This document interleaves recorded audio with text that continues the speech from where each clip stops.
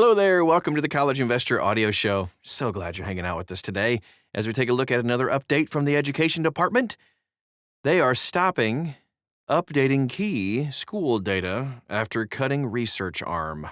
Very interesting stuff. We'll get to it in just a minute. Anytime you hear a topic on the podcast, you can always check out the article right along with it at thecollegeinvestor.com.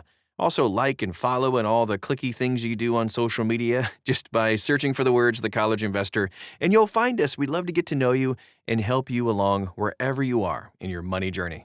Okay, let's take a look at this topic now. So, key federal databases that tracked American schools since like 1962 is now running on outdated numbers.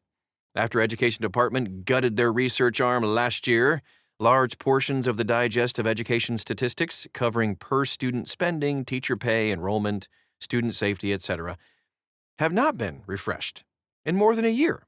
The department says new contracts are coming, but the public and researchers are operating without current school data in the meantime. Here's why it matters. Researchers, journalists like us, school boards, and parents rely on the Digest as the single reliable source for U.S. school statistics. When it stops updating, every downstream estimate, from college affordability projections to state-level school funding comparisons, etc., get, kind of harder to verify. Here's the big picture. After DOGE, and they did a lot of good things, canceled Education Department research contracts in February of 2025, and the Institute of Education Sciences, IES, was largely laid off. All those key statistics in the Digest have not been updated since January of 25.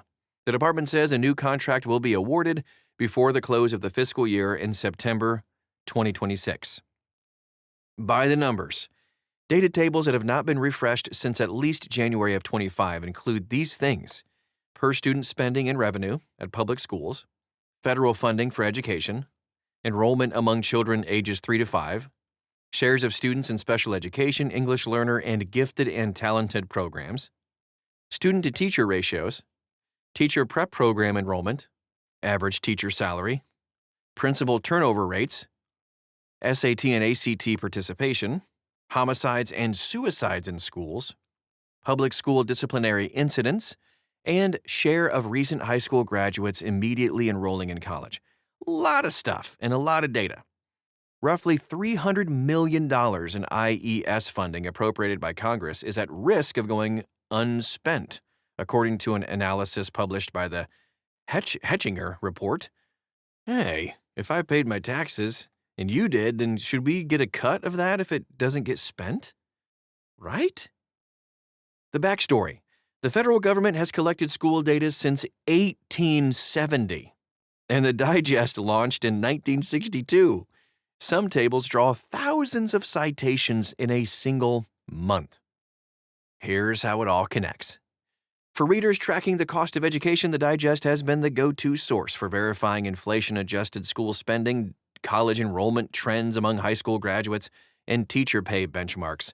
All those data points that feed directly into how families assess college affordability and the K-12 to college pipeline.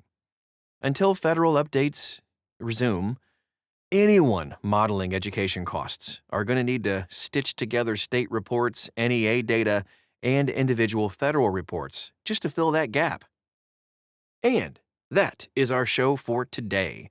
If you want to find out more about this topic and many, many, many others, you can check it out at thecollegeinvestor.com. You can also ask questions, get to know us. We'd love to help you along wherever you are in your money journey.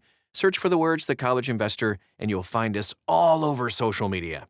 Thanks again for stopping by today, and we'll talk to you again real soon.